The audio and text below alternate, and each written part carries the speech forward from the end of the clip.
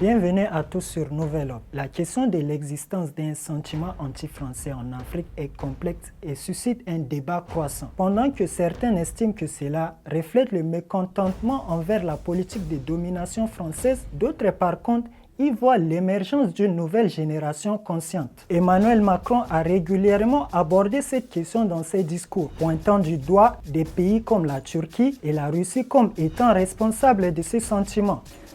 Je pense que je suis en train de dire que nos sociétés sont de plus en plus violentes. Elles le sont aussi parce que les dirigeants ont donné un exemple de violence.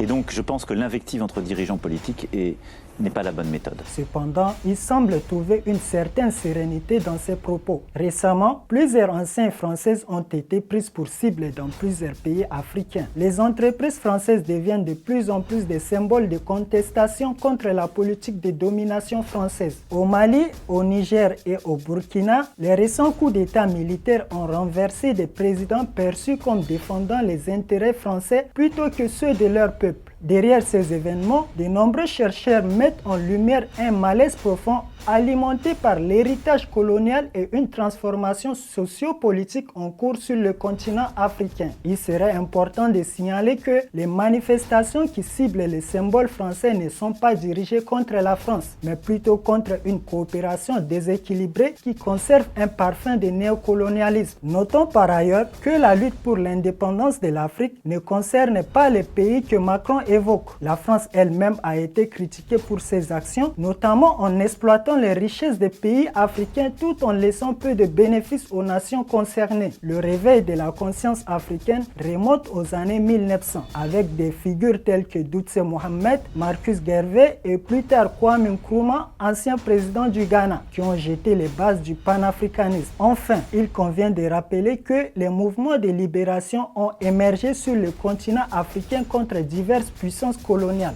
dont la France, comme en témoigne le combat de l'UPC au Cameroun.